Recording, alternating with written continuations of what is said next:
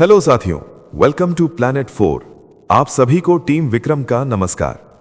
बांग्लादेश के नए प्रधानमंत्री ने अभी शपथ भी नहीं ली है और उससे पहले ही अपने असली सियासी रंग दिखाने शुरू कर दिए हैं। इस बार उनके खेमे से हिंदुओं को लेकर और भारत को लेकर जो बयान सामने आए हैं वे भारत का खून खौलाने के लिए काफी हैं।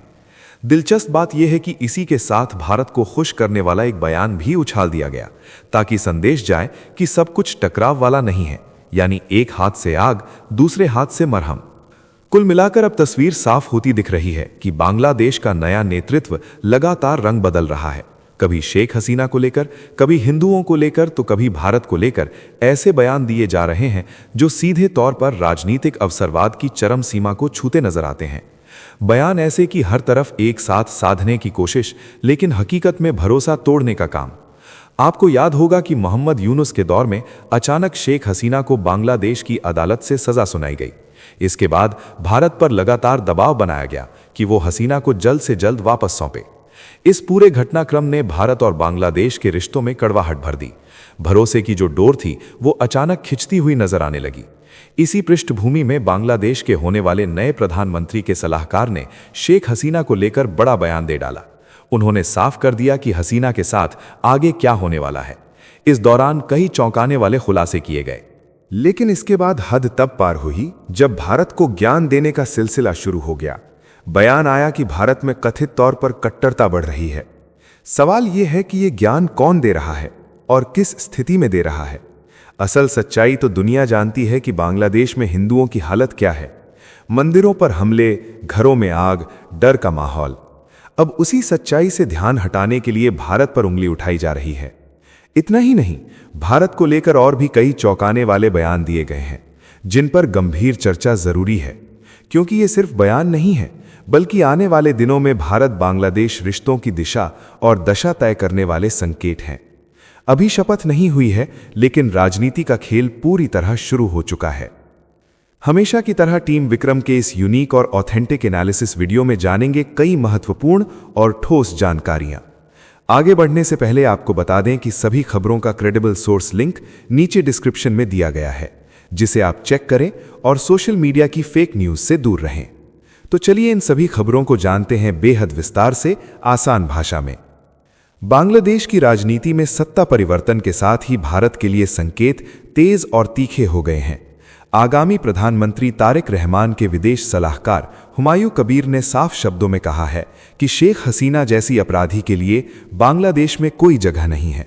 उनका कहना है कि ढाका की अदालतें हसीना को दोषी मान चुकी हैं और भारत में उनकी मौजूदगी नई सरकार के लिए गंभीर चिंता का विषय है।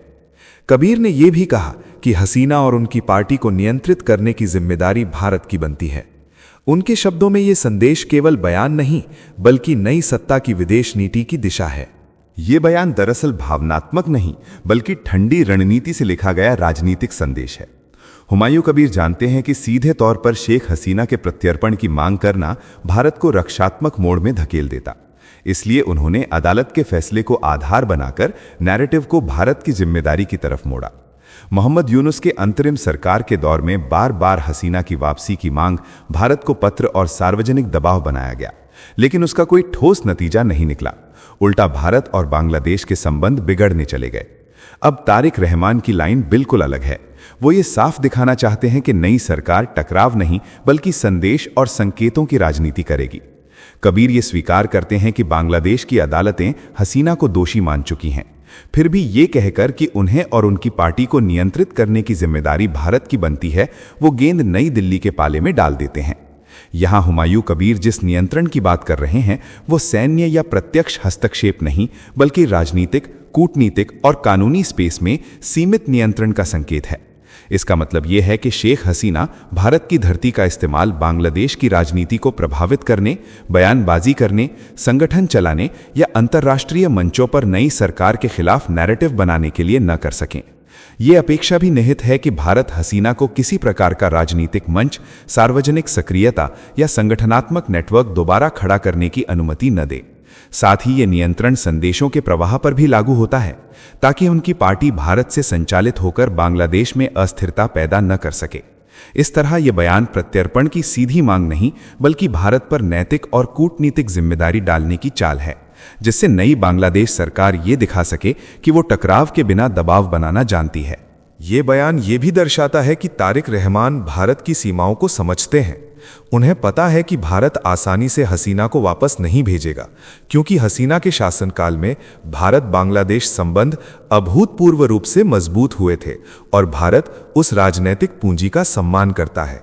इसलिए अचानक मांग करने के बजाय धीरे धीरे दबाव बनाना, भारत को खुद निर्णय की ओर ढकेलना और ये जताना कि नई बांग्लादेश सरकार रिश्तों को तोड़ना नहीं, बल्कि शर्तों के साथ नए सिरे से परिभाषित करना चाहती है, यही इस पूरे बयान का असली अर्थ है।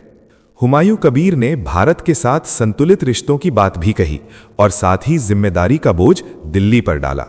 उनका कहना है कि बांग्लादेश की जनता ने चुनाव में शेख हसीना को नकार दिया है और बीएनपी को स्पष्ट जनादेश दिया है। भारत को इस जनभावना को समझना होगा। शेख हसीना की भारत में मौजूदगी को उन्होंने रिश्तों में बड़ी रुकावट बताया। साथ ही उन्होंने हसीना सरकार की भारत केंद्रित नीति की आलोचना की और कहा कि एक तरफा झुकाव ने बांग्लादेश को नुकसान पहुंचाया। ये पूरा तर्क दरअसल शक्ति संतुलन की उस हकीकत को उजागर करता है जिसे हुमायूं कबीर भली भांति समझते हैं। उन्हें पता है कि भारत यदि रणनीतिक रूप से चाहे तो सीमित कूटनीतिक, आर्थिक और सुरक्षा संकेतों के जरिए शेख हसीना के लिए राजनीतिक स्पेस दोबारा तैयार कर सकता है, क्योंकि हसीना के दौर में भारत और बांग्लादेश के रिश्ते असाधारण रूप से मजबूत थे और भरोसे पर टिके थे। यही डर और यही समझ कबीर के शब्दों में झलकती है। वो भारत केंद्रित नीति की आलोचना करते हैं, लेकिन साथ ही ये भी साफ संकेत देते हैं कि भारत की अनदेखी करना आत्मघाती हो सकता है। उनका ये कहना कि इस बार जनादेश बीएनपी को मिला है, एक तरह से भारत को चेतावनी और आग्रह दोनों है कि नहीं सकता कि वैधता को स्वीकार किया जाए। कबीर जानते हैं कि हसीना को भारत का खुला समर्थन मिला था और हसीना भारत के सुरक्षा और क्षेत्रीय हितों को समझकर चल रही थी। इसी वजह से तमाम कोशिशों के बावजूद खालिदा जिया सत्ता में नहीं लौट सकी। इसी ऐतिहासिक अनुभव से कबीर ये संदेश दे रहे हैं कि अगर तारिक रहमान भारत के साथ संतुलित और अनुशासित रिश्ते नहीं निभाते तो क्षेत्रीय शक्ति संतुलन उनके खिलाफ काम कर सकता है और वो राजनीतिक निर्वासन का लंबा दौर दोबारा झेलने को मजबूर हो सकते हैं। ये विश्लेषण बताता है कि कबीर का बयान भावात्मक नहीं, बल्कि भविष्य की आशंकाओं से निकली ठंडी रणनीतिक चेतावनी है। उन्होंने कहा कि पड़ोसी देशों को सहयोग के रास्ते पर चलना चाहिए और अतीत के बोझ को ढोना किसी के हित में नहीं है। नई सरकार किसी एक देश पर निर्भर रहने की नीति से दूरी बनाएगी और सभी पड़ोसियों के साथ संतुलन साधेगी। हालांकि उन्होंने ये भी माना कि तारिक रहमान और प्रधानमंत्री नरेंद्र मोदी के बीच हुई बातचीत सकारात्मक रही और दोनों नेताओं ने सहयोग पर चर्चा की। इस बयान में तलखी भी है और डिप्लोमेसी की गुंजाइश भी है। 13वें संसदीय चुनाव में बांग्लादेश नेशनलिस्ट पार्टी की प्रचंड जीत के साथ सत्ता का स्वर बदल गया है। अगस्त 2024 में छात्र आंदोलनों के बाद हसीना का शासन समाप्त हुआ और अब नई सरकार पुराने अध्याय को बंद करना चाहती है। हसीना के प्रत्यर्पण पर तारिक रहमान ने कहा कि ये पूरी तरह कानूनी प्रक्रिया पर निर्भर करेगा, यानी नई बांग्लादेश सरकार बीते दौर से दूरी बनाकर अपने हितों को प्राथमिकता देगी और भारत के साथ रिश्ते नए नियमों के तहत आगे बढ़ेंगे। साथियों, आगे बढ़ने से पहले आप सभी को बता दूं कि दुनिया भर की 100 से ज़्यादा खबरें रोज़ शाम 9 बजे जी चिल्स चैनल पर एक साथ मिलती हैं। डिस्क्रिप्शन में लिंक मौजूद है। अब समझते हैं कि बांग्लादेश ने भारत को भड़काने वाला कौन सा बयान दिया है। ढाका से उठी आवाज़ अब दिल्ली तक गूंज रही है। बांग्लादेश नेशनलिस्ट पार्टी की ऐतिहासिक जीत के बाद भावी प्रधानमंत्री तारिक रहमान के सलाहकार हुमायूं कबीर ने भारत को लेकर एक और तीखा नैरेटिव सामने रखा है। उन्होंने कहा है कि पूरे दक्षिण एशिया में कट्टरता का तापमान बढ़ रहा है और भारत में हिंदू कट्टरता और धुर दक्षिणपंथी असहिष्णुता को नज़रअंदाज नहीं किया जा सकता। ये बयान नई बांग्लादेश सरकार की सोच की झलक है। पाकिस्तान की भाषा से मिलती जुलती ये लाइन बताती है कि ढाका पुराने फ्रेम से बाहर निकलकर नई राजनीतिक धुरी गढ़ना चाहता है। कबीर ने साफ किया कि ये समस्या सिर्फ भारत तक सीमित नहीं है, बल्कि पाकिस्तान में भी कट्टरता मौजूद है। बांग्लादेश में हालात उतने गंभीर नहीं बताए गए, लेकिन चेतावनी दे दी गई कि नजरें बंद करना भारी पड़ सकता है। ये बयान कूटनीतिक संतुलन से ज़्यादा वैचारिक फिसलन को दिखाता है, क्योंकि हुमायूं कबीर जब भारत में हिंदू कट्टरता और धुर दक्षिणपंथी असहिष्णुता की बात करते हैं तब वो अनजाने में वही भाषा बोलते नजर आते हैं जो अक्सर पाकिस्तान भारत के खिलाफ अंतर्राष्ट्रीय मंचों पर इस्तेमाल करता रहा है। ये बात तारिक रहमान के लिए इसलिए खतरनाक हो सकती है क्योंकि मौजूदा दौर में भारत की नाराजगी बांग्लादेश के लिए रणनीतिक, आर्थिक और सुरक्षा स्तर पर भारी पड़ सकती है। ये सच है कि पूरे दक्षिण एशिया में कट्टरता बढ़ रही है और कबीर ने संतुलन दिखाने के लिए पाकिस्तान का नाम भी लिया, लेकिन समस्या ये है कि भारत पर उंगली उठाने से पहले बांग्लादेश के अंदर की हकीकत को नज़रअंदाज नहीं किया जा सकता। चुनाव से पहले जिस तरह बांग्लादेश में हिंदुओं को चुन चुनकर निशाना बनाया गया और मोहम्मद यूनिस की अंतरिम सरकार हालात संभालने में असफल रही, वो नई सत्ता के नैतिक दावों को कमजोर करता है। भारत ये देखता है कि पड़ोसी देश अपने अल्पसंख्यकों की सुरक्षा कैसे करता है, क्योंकि वही किसी भी रिश्ते की बुनियाद होती है। अगर बांग्लादेश अपने घर के अंदर हिंदुओं को पर्याप्त सुरक्षा देने में नाकाम रहता है तो भारत के साथ बेहतर संबंध सिर्फ बयानबाजी तक सीमित रह जाएंगे। इसलिए तारिक रहमान के खेमे के लिए असली परीक्षा भारत पर टिप्पणी करने में नहीं बल्कि बांग्लादेश के भीतर भरोसा और सुरक्षा का माहौल बनाने में है, क्योंकि रिश्ते भाषणों से नहीं बल्कि जमीन पर दिखने वाले व्यवहार से तय होते हैं। कबीर ने साफ कहा है कि भारत को अब बांग्लादेश की बदली हुई राजनीतिक वास्तविकता को स्वीकार करना होगा।